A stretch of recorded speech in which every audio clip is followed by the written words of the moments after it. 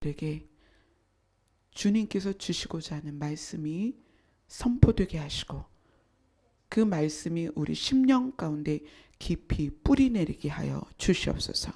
예수님 이름으로 기도드리옵나이다. 아멘. 제가 회개에 대해서 나누겠습니다 이렇게 이야기를 하고 지금까지 회개라는 단어 자체를 여러분들하고 많이 말씀을 나누지 않았습니다. 왜 회개라는 단어를 제가 직접적으로 거론을 하지 않았냐면, 기도에 대한 것도 그렇고 회개에 대한 것도 그렇고 우리는 교회 내에서 말과 글로 배웠어요. 그래서 그것이 실제적으로 어떻게 그것이 이루어지는지를, 그 과정을 제대로 살펴보지 않았기 때문에 오늘부터 한 3주에 걸쳐서 회개에 대해서 좀 더 면밀하게, 오늘 제목처럼 주님이 원하시는 회개가 무엇인가, 그 회개에 접근하도록 그렇게 하도록 하겠습니다. 오늘 말씀을 보면 베드로후서 3장은 하나님의 날에 대해서, 심판의 날에 대해서, 또 이 땅의 결국 새하늘과 새 땅에 대해서 쭉 설명을 하고 있습니다. 그래서 예수님께서 이 땅에 다시 오시는 것을 기본으로 해서 그 내용을 쭉 이야기하고 있는데, 이 내용 중에 굉장히 중요한 부분에 예수님께서 우리에게 이런 말씀을 하십니다. 오늘 본문 9절, 베드로후서 3장 9절을 다 같이 읽겠습니다. 시작. 주의 약속은 어떤 이들이 더디다고 생각하는 것이 같이 더딘 것이 아니라 오직 주께서는 너희를 대하여 오래 참으사 아무도 멸망하지 아니하고 다 회개하기에 이르기를 원하시느니라. 여기서 나오는 주의 약속, 이 주의 약속은 어떤 거냐면 베드로후서 3장 2절에 보면 이렇게 이야기합니다. 거룩한 선지자들이 예언한 말씀, 또 구주께서 너희의 사도들로 말미암아 명하신 것, 그것이 뭐냐? 그것이 약속인데, 주의 약속인데 4절에 보면 주께서 강림하시는, 주께서 이 땅에 다시 오신다는 약속이라는 거예요. 선지자들이 예언한 것도, 예수님께서 사도들에게 명령하신 것, 또 우리에게 약속하신 게 뭐냐면 예수님께서 다시 오시겠다. 다시 오시겠다고 약속하셨고, 이 베드로 후서를 쓰는 베드로의 마음 안에는 예수님께서 승천하시는 모습을 직접 보았고, 예수님께서 베드로의 귀에 들리도록 내가 곧 올 것이다 라고 했기 때문에 이 글을, 서신서를 쓰는 이 순간에도, 베드로 후서를 쓰는 순간에도 베드로에게는 그 시간이 굉장히 길게 느껴져요. 주의 약속은 어떤 사람들이, 야, 예수님이 가시면서 그랬잖아, 곧 오시겠다고. 내가 너희의 거처를 마련해서 오겠다고 약속했는데 왜 이렇게 안 오셔? 그때 당시에 생명을 걸고 예수님을 믿었던, 유대교에서 기독교인이 되었던, 유대교에서 예수 그리스도를 메시아라고 믿게 됐던 사람들에게는 생명을 걸고 믿기 때문에 하루하루가 그 마음 안에 간절함이 있었던 거예요. 오늘 오실까? 내일 오실까? 오늘 오실까? 내일 오실까? 그러한 그 성도들에게 베드로가 이야기합니다. 예수님의 약속, 다시 오시겠다는 약속, 주께서 강림하신다는 약속이 너희에게는 왜 이렇게 더디냐? 라고 말할 수 있지만, 예수님이 더디게 오시는 것이 아니라 참으시는 것. 빨리 오고 싶지만 그 빨리 오는 것으로 인하여 구원받지 못할 사람들 때문에 참고 계신다. 그래서 이렇게 얘기하죠.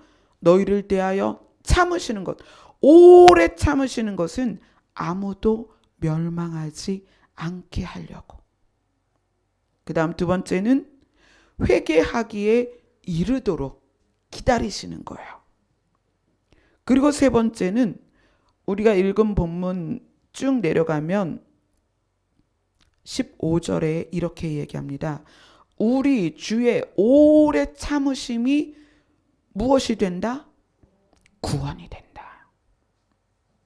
멸망하지 않는 것, 그 다음에 회개하는 것, 이것이 결론으로 뭐냐? 구원이라는 거예요. 그러니까 우리가 오늘부터 다뤄야 될 이 회개라는 것은 구원과 아주 깊은 관계에 있고, 회개가 아니면 구원을 이룰 수 없다는 것을 지금 단편적으로 보여주고 있는 말씀입니다. 구원의 필수 조건으로서 지금 이제 우리는 회개를 다루어 갈 것입니다. 그래서 세례 요한이 뭐라고 선포하죠? 회개하라, 천국이 가까이 왔다. 천국이 가까이 왔는데 회개하지 않으면 그 천국에 들어갈 수 없다는 거예요. 예수님이 세례를 받으시고 선포하신 게 뭐예요? 회개하라, 천국이 가까이 왔다. 그러니까 천국이 가까이 왔는데 가까이 온 천국이 나와 관계가 있으려면 무엇이 있어야 된다? 회개가 있어야 된다는 거예요. 여러분 회개를 하셨습니까? 회개 많이 하셨죠? 교회에서 회개하라고 기도할 때마다 여러분 회개하십시오.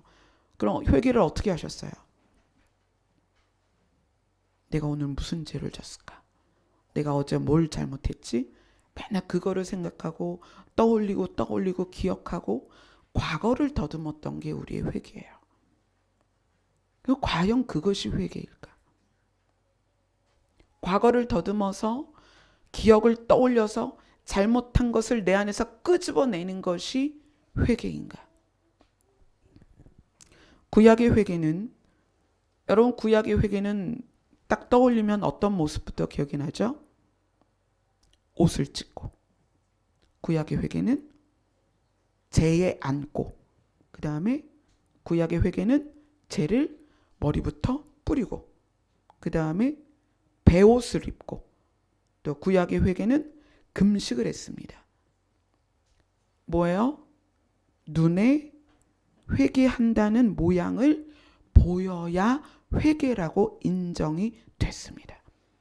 그래서 구약에서는 국가적으로는 이스라엘에 국한된 행동이었죠. 그리고 왕이 회개를 선포하면 전 국민이 그렇게 나는 회개한다라는 모양을 드러냈습니다. 그래서 그 모양이 나타나면 회개다라고 이야기를 했어요. 그런데 신약에 들어와서 회개가 어떻게 됐을까요? 자, 마태복음 3장 8절을 한번 봅시다.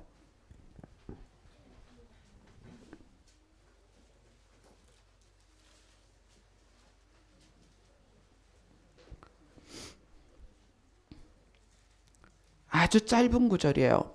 마태복음 3장 8절입니다.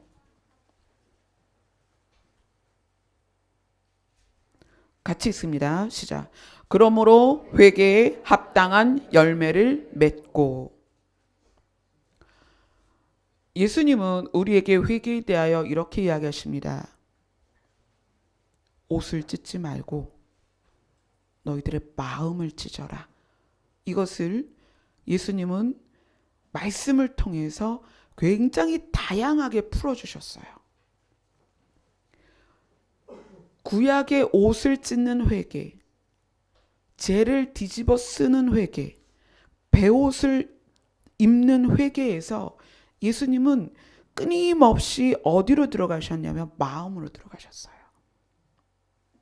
너희들의 마음을 봐라. 이 회개에 합당한 열매를 맺어라라는 것은 너희가 회개했느냐? 열매를 보여라. 열매가 없니? 다시 뭐라고 얘기하냐면 회개가 안 된 거야. 이렇게 가는 거예요.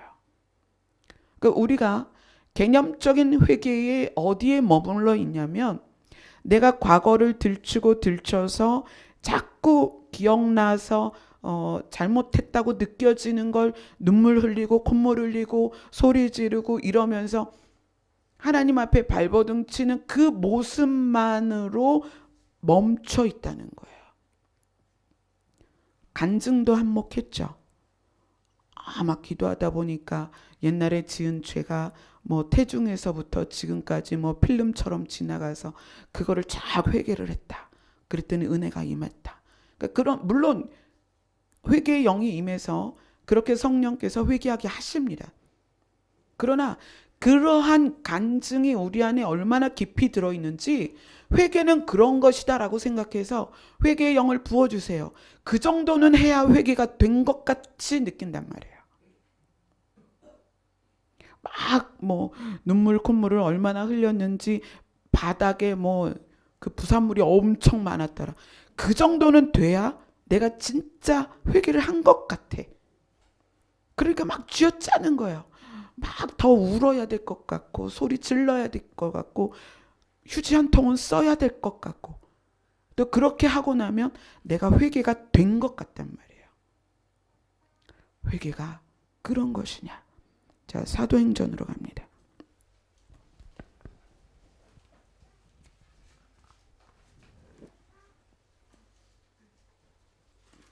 사도행전 26장입니다.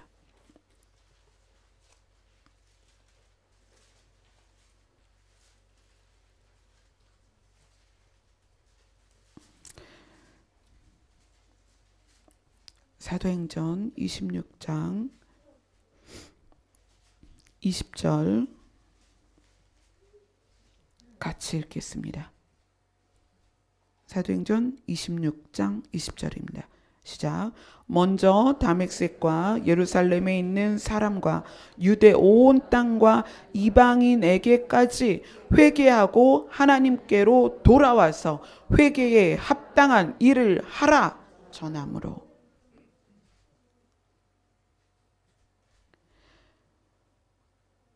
이 이스라엘에 국한됐던 구약의 회개가 어떻게 확장되냐면 이스라엘부터 시작해서 이방에 있는 모든 사람에게까지 회개가 확장됐습니다.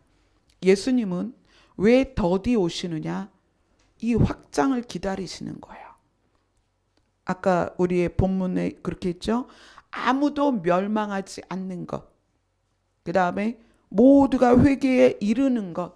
이것을 기다리시기 위해서 예수님이 지금 참고 계신 거예요. 그런데 그 참음 안에 우리에게 반드시 이루어져야 하는 게 뭐냐면 회개하고 하나님께로 돌아와서 회개에 합당한 일을 하는 것. 회개에 합당한 일을 하는 것.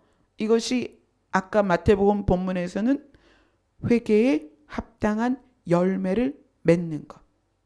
이거예요. 회개는 뉘우침이나 눈물 콧물 흘리면서 내 죄를 고백하는 것에서 끝나지 않는다. 제가 기도라는 말도 잘 쓰지 않는다고 그랬습니다. 기도는 뭐냐면 하나님과의, 예수님과의 관계다. 아무리 하루에 10시간씩 앉아서 부르짖어도 주님과 내가 관계 없으면 그거는 공허한 메아리예요. 회개는 뭐냐? 방향성입니다. 기도가 주님과의 관계라면 회개는 주님을 향한 방향입니다. 일회적이고 단순한 행동이 아니라는 거예요. 기도가 손을 모으고 가만히 중얼중얼하는 게 기도가 아닙니다. 예수 그리스도와의 구체적인 관계예요. 회개는 주님 잘못했어요. 어제 내가 뭘 했네요. 이런 생각했어요. 저런 말을 했어요. 누구랑 사이가 안 좋게 됐어요. 이게 아니라는 거예요. 회개는 주님을 향한 방향성이다. 끊임없이 내가 주를 추구하며 나아갈 때에 그 안에서 부차적으로 일어나는 일들, 회개에 합당한 일, 무엇이겠습니까? 삶이 바뀌고요. 성숙되어지고 예수 그리스도의 성품을 닮아가고 그분의 계절이 내 안에 임해서 예수 그리스도로 말미암아 물드는 것. 이러한 모든 것들이 회개입니다. 그래서 회개에 합당한 열매가 없으면 예수님이 그렇게 말씀하시죠. 너희가 나무다. 너희가 가지다.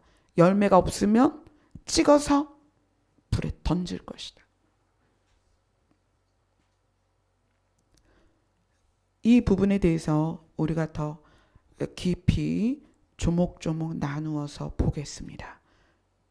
이 회개에 대한 것이 어디에 나오냐면 요한계시록, 그러니까 이 시대의 마지막을 사는 세대에게, 또 이 마지막이라는 것은 시대의 마지막이기도 하지만 개인의 마지막도 되는 거예요. 인생에 있어서 마지막, 예수 그리스도를 맞닥뜨려야 되는, 또는 영과 육이 분리되는 것을 맞닥뜨려야 되는 어떤 누군가에게 계시록이 회개에 대해서 굉장히 자세히 설명하고 있어요. 그래서 이 계시록을 제대로 알지 못하면 회개를 제대로 알지 못합니다. 자, 계시록으로 가봅시다.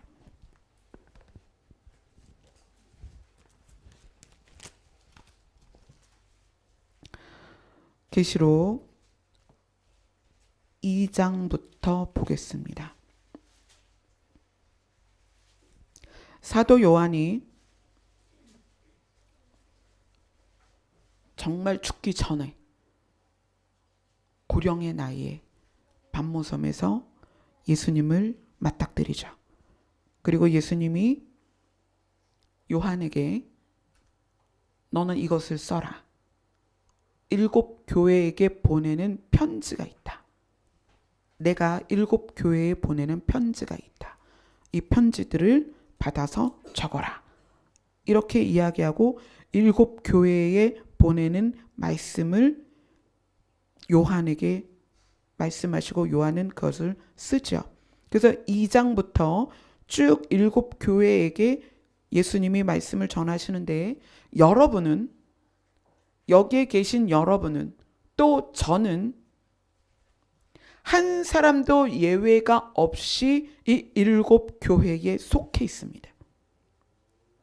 왜냐하면 우리 자신이 성전이기 때문에 그래요.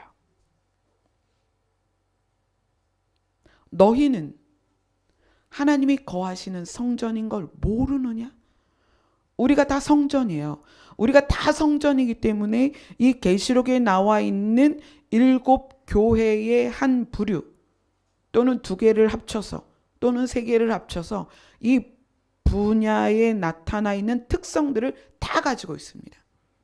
그렇기 때문에 7 교회를 향하여 예수님이 말씀하신 것을 더듬어서 나에게 적용하고 살피면 여러분들이 굉장히 신앙의 발전이 있어요. 자, 그럼 회개에 대해서 이 7 교회에게 어떻게 말씀하셨는가?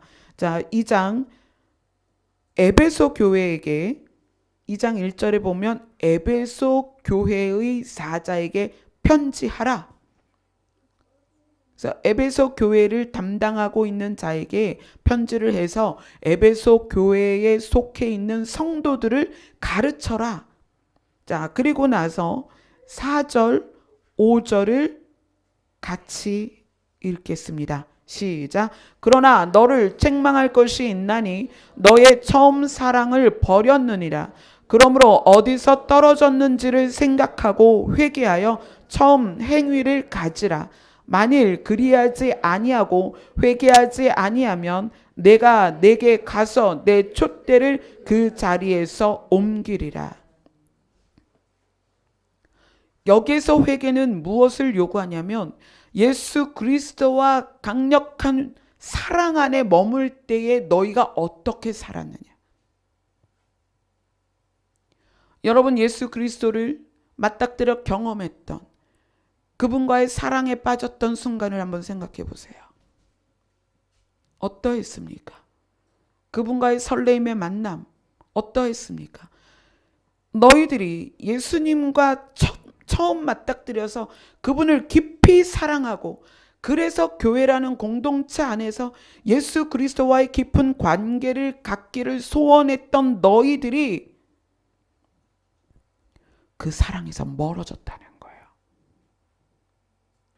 이제는 의무적으로 나오고 형식적으로 앉아 있고 표면적으로 그리스도인이 되어버린 이 에베소 교회 성도들에게 말하는 거예요. 예수 그리스도와 맞닥뜨려서 그분에 의하여 심장이 뛰던 그 사랑은 어디 갔느냐는 거예요. 그 사랑을 회복하라는 거예요. 회개가 무엇입니까? 예수 그리스도와의 처음 사랑을 회복하는 것입니다. 단순히 내가 오늘 뭘 했고 어제 뭘 했고 10년 전에 뭘 했고 뭐 어떤 분이 회개에 대한 유튜브를 올렸는데 뭐 회개하는 것 중에 하나를 회개를 못 해갖고 지옥 갔다 하더라. 뭐 그런 유튜브가 있더라고요. 절대 그렇지 않습니다. 저같이 머리 나쁜 사람은 어떻게 해요? 기억 못해서 회개를 못했어. 그럼 지옥 가요 저? 어제 방금 해놓은 것도 오늘 아침 일어나면 기억이 안 나는데 그렇잖아요. 저 이렇게 메모 안 하면은 잊어버려요. 그럼 저 같은 사람은 기억나지 않은 죄를 회개하지 못하면 지옥 가나요? 회개는 그런 게 아니에요. 방향성이에요. 내가 예수 그리스도를 사랑하고 있는가? 사랑을 잃었다면 우리는 다시 사랑하는 그 자리로 돌아가야 돼요. 그 돌아가는 것이 회개라는 거예요. 에베소 성도들에게 예수님 자신이 지금 이야기를 하는 거예요. 얘들아, 너 그때 나를 사랑했잖아. 내 사랑을 네가 느꼈잖아. 우리가 얼마나 뜨겁게 사랑했니? 근데 너희들이 이제는 사랑 없이 여기에 앉아 있구나. 다시 사랑하자. 그것을 예수님은 회개라고 말씀하시는 거예요. 여러분이 예수 그리스도와의 사랑이 없이 이 자리에 앉아 있다면 여러분 회개하셔야 됩니다. 예수님을 맞닥뜨려서 여러분의 심장이 뜨거웠던 그 시간으로 돌아가야 돼요. 그것이 회개입니다. 예수님이 기다리시는 거예요. 왜 안 오십니까? 여러분이 회개하고 예수님과의 그 처음 사랑을 회복할 때까지 예수님이 기다리고 계시는 거예요. 우리가 예수님을 사랑하지 않는다면, 예수님과의 그 사랑의 관계 안에 있지 않다면 여러분이 이 자리에 있는 게 의미가 없어요. 예수님과 관계가 없기 때문이에요. 어떤 결혼 생활이 가장 불행하죠? 사랑하지 않는 남녀가 결혼했을 때 정말 불행해요. 예수님은 혼인잔치를 앞두고 당신의 신부들이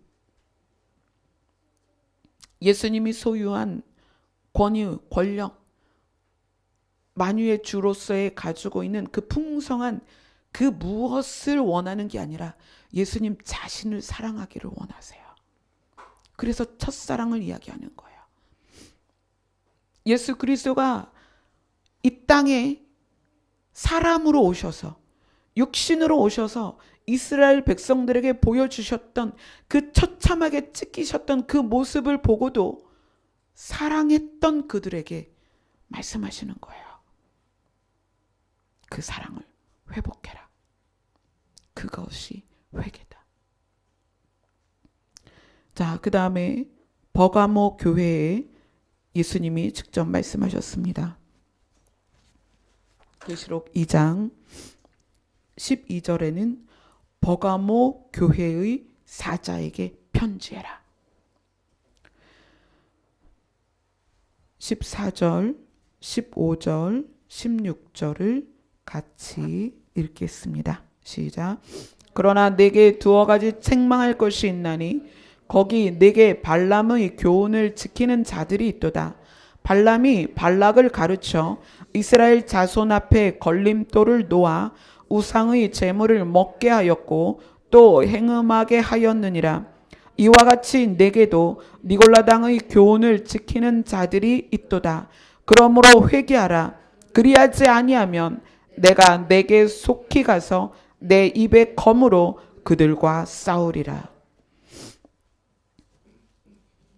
이 버가모 교회의 성도들에게, 버가모 교회를 지도하고 있는 사자에게 예수님이 편지를 보내라고 말씀하십니다. 근데 그들에게 책망할 것이 있는데, 발람의 교훈을 지키는 자들이 있도다. 이것은 구약 성경 안에 나오는 사건을 지금 예수님이 말씀을 하고 계시는 거예요. 근데 발람이 발락을, 선지자를 부추겨서 어떻게 하게 하냐면 이스라엘 백성들을 우상을 섬기게 합니다. 여기에서 말하는 우상의 제물을 먹게 한다는 것은 단순히 뭐 이거 때문에 뭐 이제 제사 음식을 먹어도 되냐 안 되냐 막 그런 얘기를 해요. 제사의 음식을 먹고 안 먹고의 문제가 아니에요. 이것은 하나님과 겸하여 우상을 섬기게 했던 모습이에요. 우상 숭배. 그리고 그 시절에는 그 우상을 섬기게 했던 여자 제사장들, 그 여자 제사장들과 이스라엘 백성들이 행음을 했단 말이에요. 그게 동시에 이루어졌어요. 그러니까 영적으로는 하나님을 배신하고 다른 신을 섬기게 하고, 그 여자 제사장들이 육체적인 관계를 맺음으로 해서 유괴 행음을 하게 했어요. 그 모습을 그렇게 표현한 거예요. 우상의 제물을 먹게 하고 또 행음하게 하였다. 그것이 구약 시대의 우상을 섬기던 자들의 풍습이었습니다. 영적인 간음과 육적인 간음을 동시에 진행시켰습니다. 그런데 그것을 하는 성도가 버가모 교회에 있다는 거예요. 교회를 다니면서 하나님을 믿는다, 예수님을 메시아로 내가 믿는다라고 하면서 동시에 어떤 또 다른 우상을 섬기고 또 육적으로는 행음을 하고 있다는 거예요. 이 이야기가 여러분 우리하고 상관이 없을까요? 지금 회개하라고 얘기하시고요. 회개하지 않으면 내 입의 검으로 싸울 것이다. 여러분, 지금 우리가 어떤 세대를 살고 있어요? NCCK에서 성명이 발표가 됐어요. 통진당 해산이 잘못됐다. 이석기를 석방해라. 이것이 단순히 정치적 이야기일까요? 그들이 그리스도를 믿는 기독교인이라고 말하지만 어떤 영에 잡혀 있는지를 전혀 모르는 거예요. 이것은 다시 어디로 가냐면 WCC를 보면 그들은 이렇게 얘기합니다. 모양은 다르지만 다 똑같은 하나님을 섬긴다. 이렇게 얘기를 해요. 원불교도 그래. 이슬람도 그래. 천주교도 그래. 기독교도 그래. 그래서 WCC가 부산에서 그 모임을 할 때 온갖 여러 종파의 종교의 지도자들이 다 함께 이 강단에 서서 이쪽에서는 뭐 살풀이 같은 걸 하고 이쪽에서는 예배를 드리고 선앙당 같이 나무에다가 막 뭘 달아서 주렁주렁 매달아 놓고 그러면서 각자의 종교의 종교성을 그대로 드러냈어요. 그리고 뭐라고 얘기해요? 그것을 연합이다. 모양은 다르지만 한 하나님을 믿고 있다라고 이야기를 해요. 그것이 지금 세대의 영적인 간음입니다.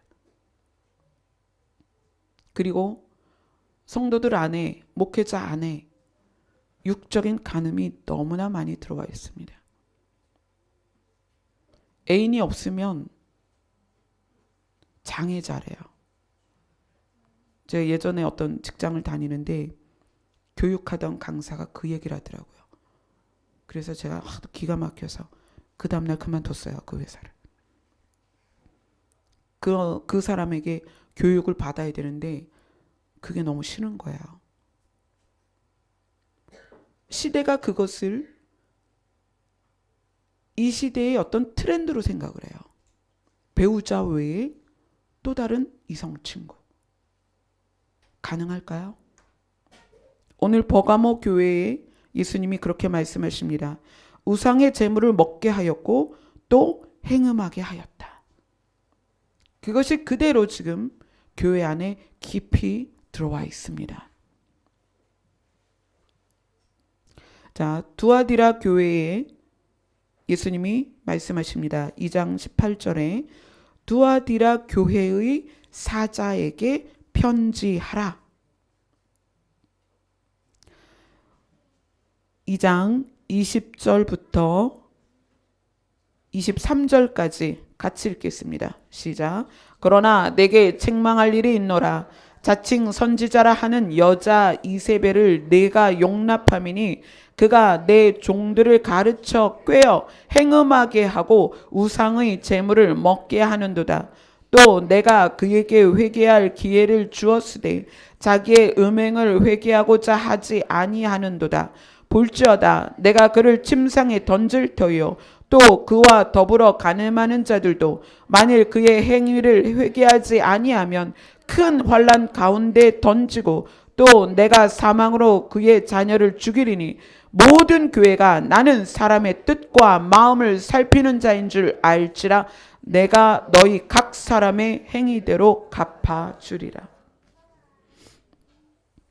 여기서도 동일하게 여자 이세벨이, 자칭 선지자라 하는 여자 이세벨이 무엇을 했냐면 그가 내 종들을 가르쳐서 사역자들, 지도자들, 사도들을 꾀어서, 가르쳐 꾀어서 행음하고 우상의 재물을 먹게 했도다.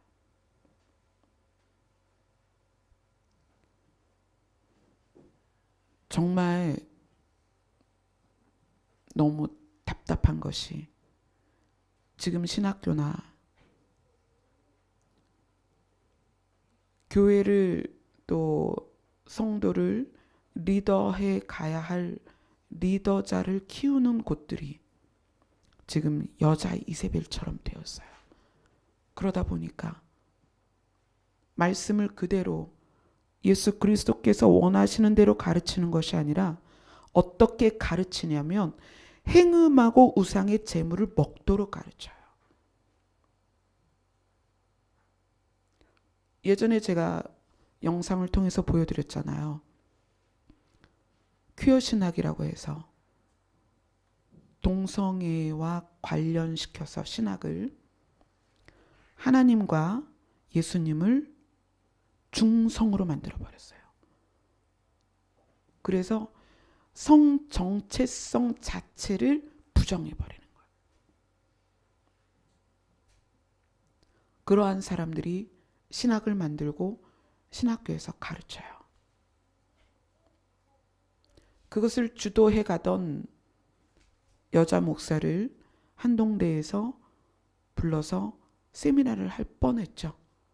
근데 그게 이제 무산이 됐는데,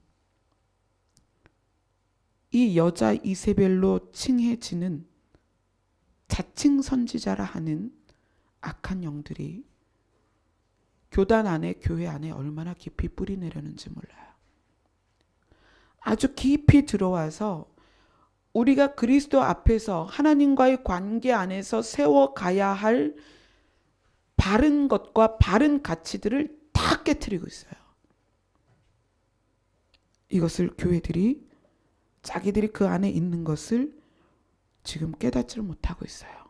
그런데 그것을 회개하지 않으면 환난 가운데 던져질 것이다. 예수님 오시고 우리가 공중으로 들림 받으면 이 땅에 7년 환난에 들어갑니다. 구약에서는 그 기간을 이렇게 이야기합니다. 자기 스스로 자기 자신을 정결케 하는 기간이다. 왜냐하면 주님이 이 땅에 오시기 전에 그렇게 기회를 주고 오래 참으셨지만 자기 자신을 회개하지 않았기 때문에 환난으로서 우리를 스스로 정결케 하는 기간이 우리에게 주어질 것입니다. 그래서 이렇게 얘기하죠. 너희가 만일 그 행위를 회개하지 아니하면 큰 환난 가운데 던져질 것이다. 아주 두려운 말씀이에요. 지금 교회들이 이 계시록을 읽으면서 교회들이 빠져있는 행음과 또 배도에 대해서 종교다원주의적 사고에서 그리고 동성애를 허용하면서 무너져가는 하나님과의 바른 가치에 대해서 회개를 해야 합니다. 자, 그 다음에 3장으로 갑니다. 계시록 3장. 자, 3장은 4대 교회를 향하여 예수님께서 말씀하십니다. 4대 교회의 사자에게 편지하노라. 1절부터 3절까지 같이 읽겠습니다. 시작. 4대 교회의 사자에게 편지하라. 하나님의 7영과 7별을 가지신 이가 이르시되 내가 내 행위를 아노니 내가 살았다 하는 이름은 가졌으나 죽은 자로다. 너는 일깨어 그 남은 바 죽게 된 것을 굳건하게 하라. 내 하나님 앞에 내 행위의 온전한 것을 찾지 못하였노니 그러므로 내가 어떻게 받았으며 어떻게 들었는지 생각하고 지켜 행하라. 만일 일깨지 아니하면 내가 도둑같이 이르리니 어느 때에 내게 이를지는 내가 알지 못하리라. 내가 너의 행위를 아는데 예수님이 말씀하시는 거죠. 사대교회 성도들에게 내가 내 행위를 아는데 네가 살았다 하는 이름은 가졌으나 죽었다는 거예요. 살았다 하는 이름은 가졌으나 구원을 받았다 하는 이름은 가졌으나 성도라 하는 이름은 가졌으나 실제는 구원받은 자로서 살고 있지 않다는 거예요. 살피라는 거예요. 너 죽게 되었어. 빨리 깨어나라. 죽게 되었다. 내 행위에 온전한 것을 찾지 못하였노니. 우리가 금요일 날 온전하게 매는 띠에 대해서 함께 나눴습니다. 그게 뭐라고 그랬죠? 온전하게 매는 띠가 사랑이다 그랬어요. 그 우리의 죽게 된 것이 뭐냐면 우리의 삶을 그리스도의 이름으로 성도로 또 구원받은 자로서 살아가고 있어요. 근데 이 살아가는 삶의 모습 안에서 온전한 삶이 보여지지 않는다는 거예요. 뭐예요?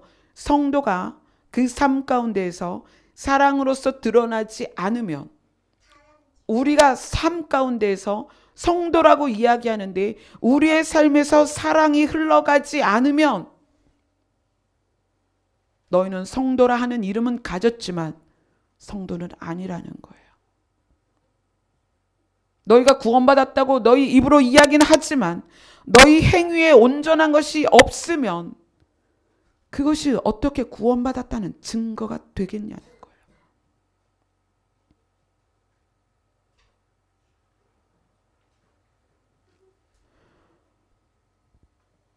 너희가 어떻게 받았니? 너희 복음을 한번 생각해봐. 너희의 복음이 뭐냐는 거예요. 어떻게 들었는지 좀 생각해 보라는 거예요. 복음에 대하여 너희가 어떻게 들었니? 단순히 교회 가고, 단순히 교회에서 무슨 사역을 하고, 단순히 교회에서 모임을 갖고 친목회를 하고, 단순히 교회에서 전도하라 그러니까 전도제를 뿌리고, 단순히 교회에 앉아서 기도하라는 시간에 그 기도를 중얼거리는 것으로 너희가 성도라는 것을 증명할 수 있냐는 거예요. 그것을 회개하라는 거예요.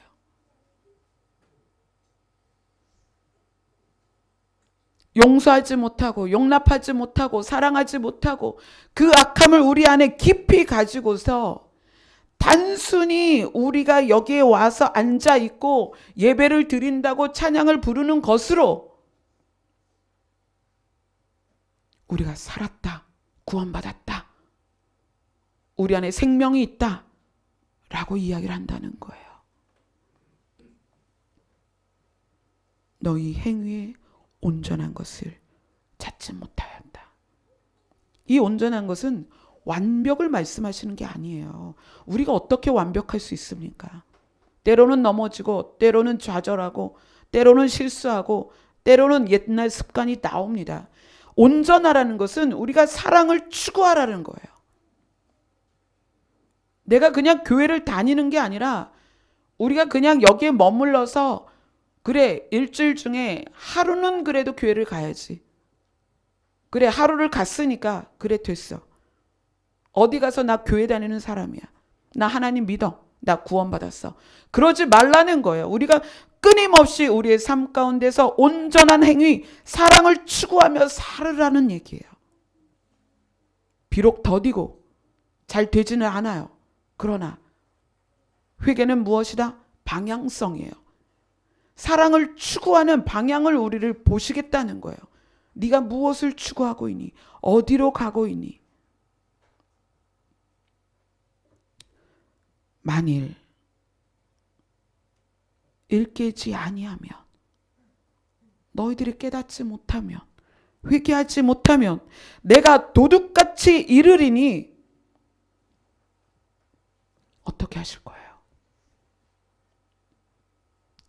우리가 우리 행위의 온전함을 추구하지 않고 여전히 그냥 여기에 1시간 있다 집에 돌아가서 일주일을 세상 사람과 전혀 구분 없이 그냥 세상을 향하여 살다가 또 주일이면 세수하고 성경책 들고 또 와서 그냥 앉아 있다가 그렇게 하다가 주님이 오신다는 거예요. 내가 정말 도둑같이 올 거야. 도둑같이 온다는 게 무엇입니까? 예전에 제가 2016년 1년 동안을 교육관에서 살았죠. 찬미하고. 근데 오늘의 찬미가 화장실 가다가 깜짝 놀라서 들어와서 엄마 교육관에 누가 누워있어. 저도 깜짝 놀랐잖아요. 살금살금 나갔더니 집채만한 아저씨가 누워있는 거예요. 그래가지고 방으로 들어와서 조심조심 목사님한테 전화를 하고 또 경찰을 부르고 그랬어요. 늘 문을 잘 잠그는데 그날은 문을 잡아당기면서 잠글 때 그 띠리릭 하고 소리가 날 때까지 잡아당겼어야 되는데 그날은 그게 안 됐었나 봐요. 그런데 그날 들어온 거예요. 그 아저씨가. 술이 많이 취해가지고 그날 들어와서 교육관에 쓰러져서 주무시더라고요. 그 아저씨가 그날 온다고 연락을 했으면 어떻게 했겠어요? 잠그고 또 잠그고 또 잠그고 그랬겠죠.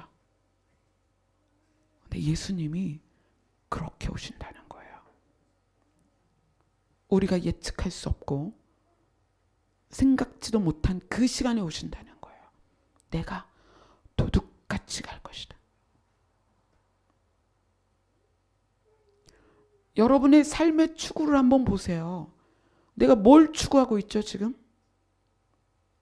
내가 어디를 향해서 달려가고 있죠? 여러분의 추구하는 방향이 물론 지금 대학을 가야 하는 친구들은 대학을 가기 위해서, 또 직장을 구해야 되는 분들은 직장을 구해야 되고, 또 살림하는 분들은 열심히 살림을 해야 되죠. 그런 걸 하지 말고 교회만 오라는 얘기가 아니에요. 우리가 어느 곳에서 어떤 모양으로 어떤 모습으로 살아가든지 그 삶 가운데서 그리스도에게 받은 그 사랑, 너희가 어떻게 받았고 어떻게 들었니? 뭘 받았지? 그리스도의 사랑을 받았잖아요. 무엇을 들었죠? 우리가 복음을 들었습니다. 그렇다면 우리가 어디에서 무엇을 하든 상관없이 사랑으로서 살아가야 하는 거예요. 우리의 삶 가운데 그것이 드러나야 합니다. 완벽을 추구하라는 말이 아니에요. 사랑을 추구하라는 거예요. 자, 그 다음 교회가 빌라델비아 교회인데 빌라델비아 교회에게는 예수님이 회개를 말씀하지 않으셨습니다. 자, 그 다음에 마지막 교회가 라오디게아 교회입니다. 라오디게아 교회에게 뭐를 말씀하셨는지 한번 읽어보도록 하죠. 14절부터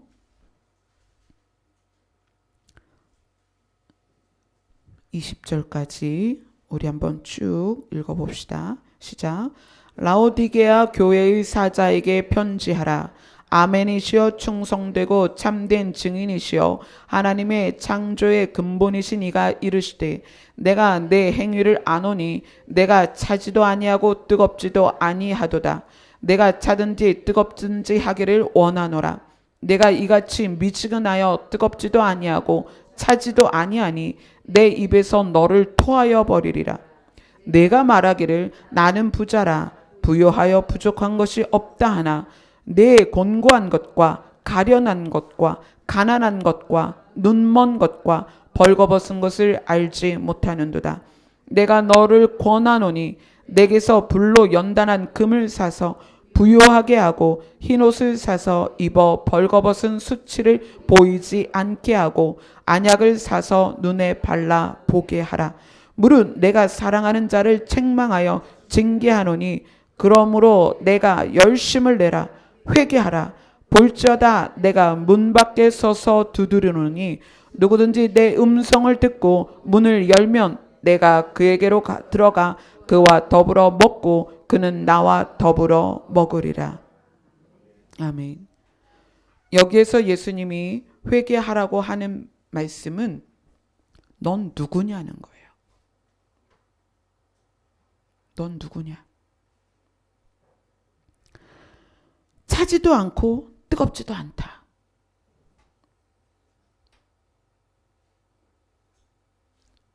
이거를 지금 밖에 나가서 이야기하신 게 아니에요. 라오디게아 교회 안에 있는 사람에게 이야기하는 거예요. 넌 누구냐 도대체? 네가 성도니? 네가 믿는 사람이니? 너가 그리스도인이니? 그걸 말씀하시는 거예요. 너는 도대체 뭐니? 여기에는 앉아있는데 넌 도대체 뭐냐는 거예요. 너의 정체성이 뭐야? 믿는 사람이야? 세상 사람이야? 믿는 거야? 안 믿는 거야? 주일마다 교회는 오는데 내가 도대체 네가 누군지 모르겠다는 거예요. 차라리 나 하나님 안 믿겠습니다 라고 세상에 있든지, 이거는 하나님이 버리시겠다는 게 아니에요. 세상에 있으면 하나님께서 그를 구원할 명분이 있잖아요. 그렇지 않습니까? 근데 나는 하나님 믿는다라고 앉아있는 거예요. 구원 받았다는 거예요. 성도라는 거예요.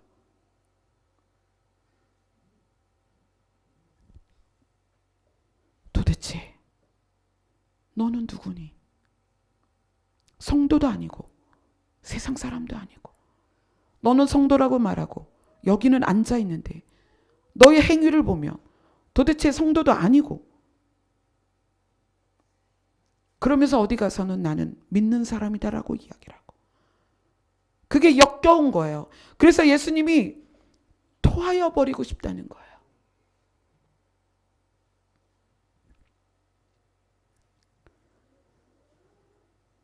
그래서 예수님이 말씀하시는 거예요. 그러한 자들에게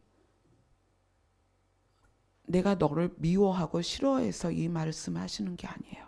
쭉 내려가 보면 내가 사랑하는 자를 책망하여 징계한다는 거예요.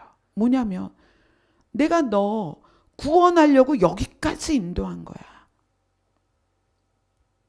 너는 근데 왜 너의 소속을 모르고 너의 신분을 모르고 너의 정체성을 못 갖고 있냐는 거예요. 그래서 그들을 강력하게 책망하십니다. 라오디게아 교회 안에 앉아있는 성도라 일컫는 그들이 세상에서나 교회 안에서나 삶이 똑같은 거예요. 교회 왔다가 집에 가면 욕하고 미워하고 분열하고 가족들을 괴롭히고 술에 취하고 중독되어 있고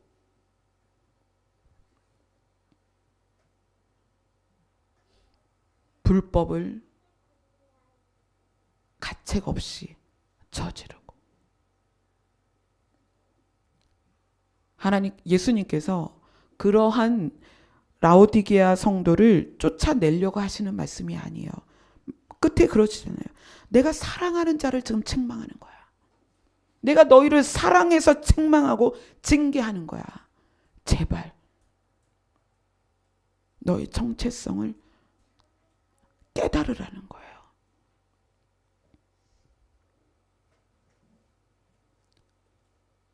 제가 지난 주부터 개별 상담을 들어갔습니다. 벌써 어제까지 6분을 만났습니다. 만나서 권면도 하고 책망받는 분도 있죠. 책망도 하고 위로도 하고 안고 울기도 하고. 왜 그래요? 왜 그렇죠? 제가 하는 것은 여러분의 정체성을 드러내는 것입니다. 당신은 누구인가? 왜 여기 앉아 있는가? 이 라오디게아 교인들처럼 성도도 아니고 세상 사람도 아닌 것 같은 그런 모습으로 앉아 있을까 봐 제가 한 사람 한 사람 만나는 거예요.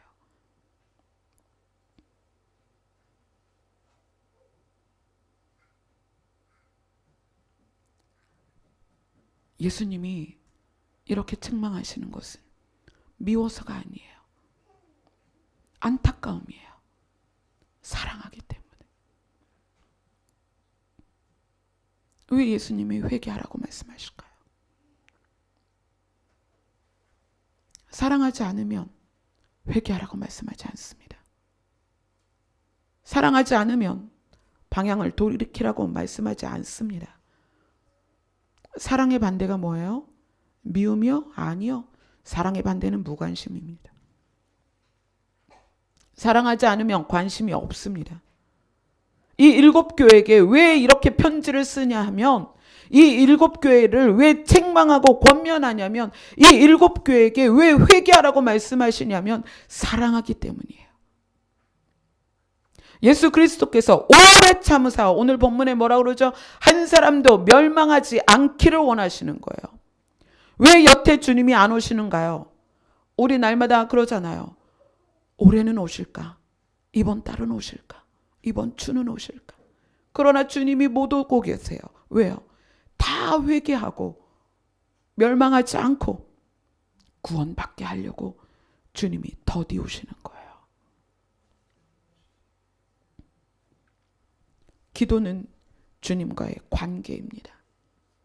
회개는 주님을 향한 방향성이에요.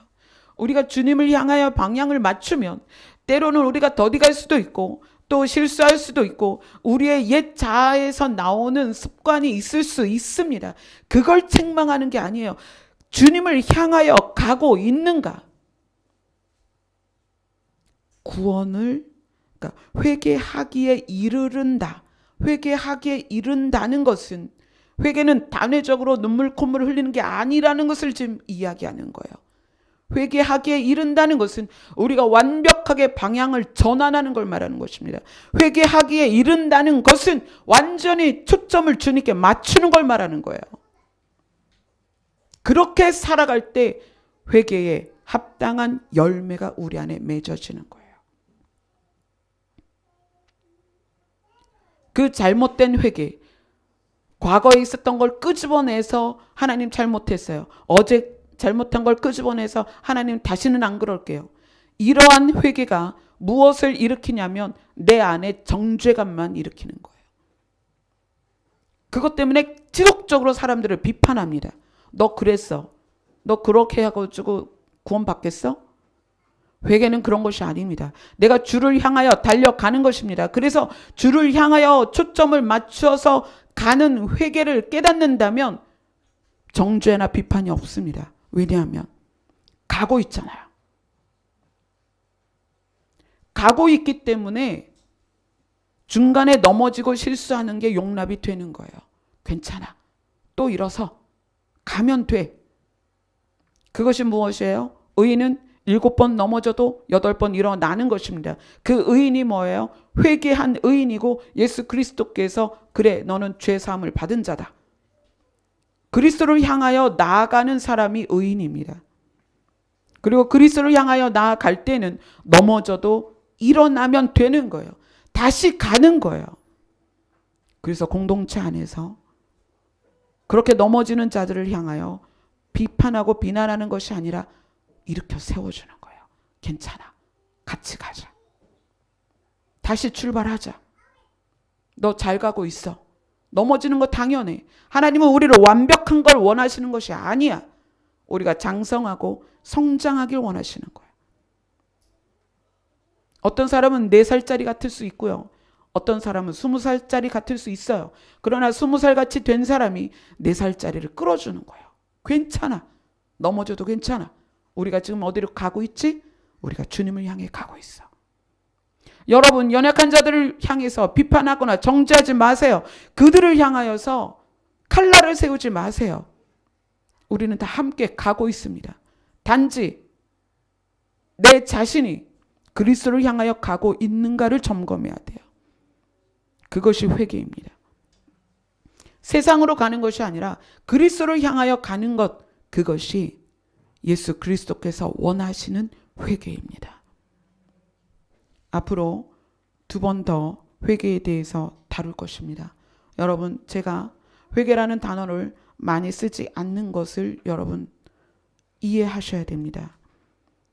너무나 깊이 여러분 안에 회개가 잘못되어 있기 때문에 회개하라고 제가 말씀을 드리면 여러분 또 그럴 거예요. 내가 어제 뭘 잘못했지? 오늘 뭘 잘못했지? 이거부터 가요. 그게 아니라 회개는 주를 향하여 나아가는 방향입니다. 여러분이 연약하고 과거의 습관에 매여 있을 수 있습니다. 그러나 우리가 일깨어서 내가 주를 향하여 가고 있는가를 늘 점검하세요. 그것이 참된 회개입니다. 아멘. 기도하겠습니다. 우리의